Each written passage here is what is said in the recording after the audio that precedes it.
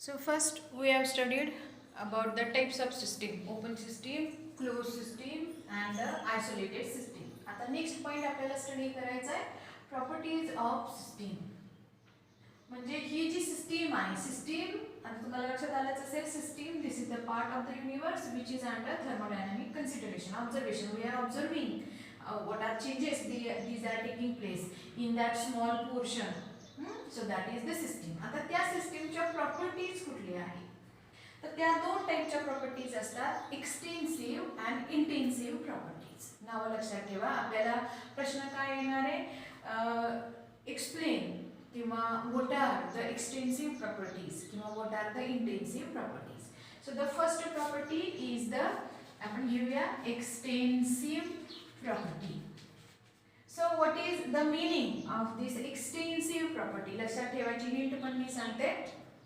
So extensive properties these are the properties which depends बघा काय these are the properties which depends on the amount of matter present in the system.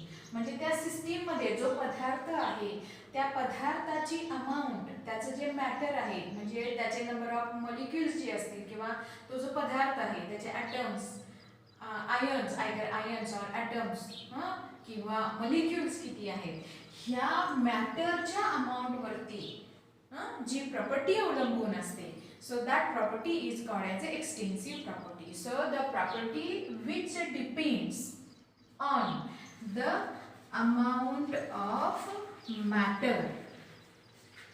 या ठिकाणी जे आहे जे matter आहे किंवा जो पदार्थ आहे which is present in a system. So these extensive properties these are the properties which depends on the amount of matter present in the system. आता कुठल्या प्रॉपर्टीज आहेत बघा एक्झाम्पल सांगितल्यावरती लक्षात येईल तुमच्या. So different examples are first is the mass, then volume, and mass, volume and internal energy. बघा internal energy. आता याच्यामध्ये मास घेतलं समजा 1 किलो 2 किलो किंवा 1 gram 2 gram. when quantity increases the property the value it changes. म्हणजे आपण म्हणतो ना 1 ग्रॅम मास आहे म्हणजेच काय नंबर ऑफ मॉलिक्युल्स याच्यामध्ये अजून एक आहे number of moles. So this is again the extensive property. So number of moles म्हणजे काय if number of molecules increases the number of moles increases. Again the volume व्हॉल्यूमचा अर्थ काय व्हॉल्यूम तुम्ही 1 dm क्यूब किंवा 2 dm क्यूब असं म्हणता. So as a volume increases again the value of this property it changes. Again the number of molecules increases the number of molecules म्हणजे काय number of grams जर change झाले तर त्याचा मास सुद्धा चेंज होणार. So these are the some properties these are the some terms which depend on कशावरती amount of matter. So such properties they are called as a extensive properties of that system. त्या सिस्टीमच्या या extensive properties आहेत. So this is the first type. आता second type जर बघायचा म्हटला त्याचा तर इंटेन्सिव्ह प्रॉपर्टीज. पहिला टाइप आहे एक्सटेन्सिव्ह त्याच्यानंतर काय इंटेन्सिव्ह प्रॉपर्टीज. आता इंटेन्सिव्ह प्रॉपर्टीज लक्षात ठेवायची हिंट सांगते. सो एक्सटेन्सिव्ह म्हणजे काय विच डिपेंड्स या ठिकाणी काय विच डिपेंड्स कशावरती depend on the amount of matter. आता एक्सटेन्सिव्ह प्रॉपर्टी म्हणजे काय विच आर independent म्हणजे ज्या अवलंबून नसतात. So intensive properties these are the properties of the system which are independent of the matter. कशावरती अवलंबून नाहीत the amount of matter of the system. amount of matter of the system. System मध्ये तो पदार्थाची amount किती आहे ह्याच्यावरती ह्या properties काय आहे डिपेंड नाही. फॉर एक्झाम्पल बघा बॉइलिंग पॉइंट त्याच्यानंतर मेल्टिंग पॉइंट. जर आपण लॅबमध्ये सुद्धा बॉइलिंग पॉइंट मेल्टिंग पॉइंट आपण डिटरमाइन केलेला आहे. तुम्ही 1 ग्रॅम सबस्टन्सचा बॉइलिंग पॉइंट शोधला काय किंवा 2 ग्रॅम सबस्टन्सचा बॉइलिंग पॉइंट 2 ग्रॅम लिक्विडचा 1 ग्रॅम लिक्विड 1 ग्रॅम सबस्टन्सचा तुम्ही मेल्टिंग पॉईंट शोधा, 2 ग्रॅम सबस्टन्सचा मेल्टिंग पॉईंट शोधा, सेम येणार तो. If impurity is not present it remains same. म्हणजे या ठिकाणी त्या पदार्थाची quantity it doesn't changes the value of this property. म्हणून याला मग काय म्हणायचं, these are the properties these are the properties which are independent of the amount of matter in the system. मग त्याचं एक्झाम्पल, बेस्ट एक्झाम्पल आहे, तुम्हाला माहिती पण झालेलं आहे, मेल्टिंग पॉईंट, बॉइलिंग पॉईंट. हे 2 एक्झाम्पल आहेतच आहेत. त्याच्यानंतर बघा टेम्परेचर, देन प्रेशर, हे सुद्धा म्हणजे काय. आता समजा टेम्परेचर काय, तुम्ही 1 लिटर पाण्याचं टेम्परेचर 100 डिग्री एकदा आणलं, तर ते 100 डिग्री टेम्परेचर त्या 1 लिटर पाण्याचं घेतला जरी 100 डिग्री असेल, किंवा अर्धा लिटर पाण्याचं जरी टेम्परेचर बघितलं तुम्ही तरी ते 100 डिग्रीच असणार आहे. म्हणजे अर्ध्या लिटरचं 1 लिटर झालं म्हणून त्याचं काय टेम्परेचर बदलणार नाहीये. At 100 degree centigrade this temperature quantity remains the same. ते अर्धा लिटर पाणी असू दे, 1 लिटर पाणी असू दे, त्याचं टेम्परेचर काय राहिलं, सेम राहिलं. म्हणजे त्याची अमाऊंट, त्याचा सबस्टन्सचं जे मॅटर आहे ते आपण चेंज जरी केलं तरी काय, this property it remains the same, its value remains the same. Then the pressure जर तुम्ही 1 बार अप्लाय केलं किंवा 2 bar, if it increases up to the 2 bar, जरी तुम्ही प्रेशर 1 ग्रॅम सबस्टन्स वरती अप्लाय केलं, 2 ग्रॅम सबस्टन्स वरती अप्लाय केलं, त्या प्रेशरची क्वांटिटी रिमेन्स द सेम. म्हणून ह्या ज्या प्रॉपर्टीज आहेत, their properties they are independent of the matter. त्याच्यामध्ये सबस्टन्स किती भरलाय त्याच्यावरती याची व्हॅल्यू डिपेंड असत नाही. So these are the 2 properties, extensive property which depends on the matter and intensive properties which are independent of the matter which is present in a system. So these are the 2 properties. आता next point आपल्याला start करायचं आहे याच्यामध्ये. बघा next point आहे काय, तर प्रश्न मी सांगते, explain the term state function. आता याच्यामध्ये अजून एक पॉइंट आहे, explain the term state function. म्हणजे what is the state function. याच्यामध्ये आपल्याला एक्सप्लेन करा, असं 2 मार्काचं किंवा 1 मार्काचा सुद्धा प्रश्न येऊ शकतो. So explain the term state function. आता ॲक्च्युली हे जे फंक्शन्स आहेत किंवा स्टेट फंक्शन आपण ज्याला म्हणतो, हे स्टेट फंक्शन म्हणजे काय actually. So state functions, these are the variable factors.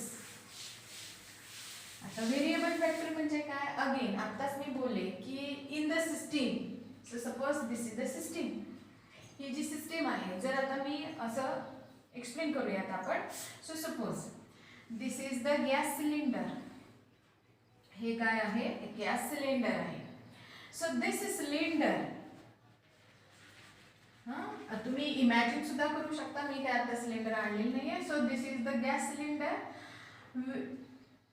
Inside this gas cylinder the gas is enclosed. त्याच्यामध्ये काय भरलाय आपण, थोडा गॅस भरलेला आहे. It is having certain volume, त्याचं ठराविक व्हॉल्यूम आहे, आणि it is fitted with weightless and frictionless piston. Piston म्हणजे काय, तर असा हा काय आहे, त्याला काय म्हणायचं, दट्ट्या म्हणजे काय, तर आता समजा, so if it is the, imagine करा, if it is the cylinder. हा काय आहे, सिलेंडर आहे, आणि हा सिलेंडर वरती काय केलेलं आहे मी, ह्याच्यामध्ये एक पिस्टन अप्लाय केला. पिस्टन म्हणजे काय की तो पिस्टन काय असतो, काय करतो आपण, त्याच्यावरती प्रेशर अप्लाय केलं की काय होतं, आतली जी हवा असते तर त्याचा व्हॉल्यूम कमी करण्याचं काम करतो. आपण सायकलचा पंप तुम्ही इमॅजिन केला, आपण सायकलच्या पंपनी असं काय करतो, प्रेशर अप्लाय करतो, हवा ढकलतो, ती हवा कशामध्ये जाते, इनरमध्ये जाते. So that is one type of piston. म्हणजे जो पिस्टन असा इमॅजिन करा, तो इथं पिस्टन आहे. हे सिलेंडर आहे, त्याच्यामध्ये गॅस म्हणजे हवा आहे, आणि त्याच्यावरती काय, here the piston, weightless and frictionless piston is present. हा काय केलेला आहे आपण, इट इज फिटेड, हा फिट केलेला आहे. आता समजा ही झाली एक सिस्टीम, एक टाईपची ही झाली सिस्टीम. आता ही जी सिस्टीम आहे, इफ दिस गॅस, सिलेंडर मधला हा जो गॅस आहे, दिस गॅस इज हॅव्हिंग, हा जो गॅस आहे, inside this gas it is having certain volume. आता समजा ह्याचं व्हॉल्यूम V1 असं आपण इमॅजिन करूया. It is having the volume V1. आता हा जो व्हॉल्यूम आहे 1 dm³ आपण इमॅजिन करूया. हा काय आहे? व्हॉल्यूम 1 dm³ आहे. This piston is applying the pressure. ह्या पिस्टनचं प्रेशर हे जे याच्यावरती अप्लाय केलेलं आहे. So suppose this pressure is P1. काय आहे? प्रेशर P1 आहे. तर ते प्रेशर जर समजा आपण इमॅजिन केलं, तुम्ही किती लिहू शकता, मी हे 1 बार इतकं प्रेशर अप्लाय केलं असं इमॅजिन करते. So this is the pressure 1 bar. The temperature of this system, ह्या सिस्टीमचं temperature, suppose this is the T1 आणि ते मी इथं अप्लाय केलेलं आहे 300 केल्विन. ह्या सिस्टीमच्या ठिकाणी म्हणजे आपण जे टेम्परेचर अप्लाय केले ते 300 केल्विन आहे. मग आता बघा, so these are the different variable factors. So these are the variables which explain the system. म्हणजे या ठिकाणी या सिस्टीममध्ये ह्या सिलेंडरमध्ये गॅस आहे, गॅसवरती प्रेशर अप्लाय केलेलं आहे. So all these factors they are explain by this P1 that is the pressure, then V1 that is the volume, T1 is the temperature. So these smaller variable factors, हा काय झाला? हा set झाला. एक set कशाचा झाला? Pressure, volume, temperature. So this set, non set, हा आपल्याला माहित असलेला सेट आहे ऑफ नोन प्रॉपर्टीज. ह्या प्रॉपर्टीज आपल्याला माहिती आहेत. विच डिफाइनिंग, हे काय एक्सप्लेन करतात? Which are defining the state of the system. हे काय एक्सप्लेन करतात? हे इतकं प्रेशर आहे, इतकं व्हॉल्यूम आहे, इतकं टेम्परेचर आहे. हे जे व्हेरिएबल फॅक्टर्स आहेत त्यांचा एक सेट बनवलाय आपण, नोन सेट ऑफ प्रॉपर्टीज त्यांच्या नोन आहेत. तर हा जो सेट आहे which is called as state functions. म्हणजे हा जो सेट आहे, हा जो सेट आहे, सेट म्हणजे ग्रुप आहे कशाचा? Of different variable factors of non quantity which are defining, which are explaining the state of the system. That means this system is in initial state or in final state or intermediate stage. म्हणजे कुठल्या अवस्थेत आपली system आहे? Start झालेला आहे नुकतंच का complete झालेला आहे? तर ही जी स्टेट ऑफ द सिस्टीम आहे, this state of the system is explain by these variable factors which are called as state functions. लक्षात येते? म्हणजे आता जर डेफिनेशन आपण बघायची म्हणली तर properties which are defining the state of the system are called as state functions.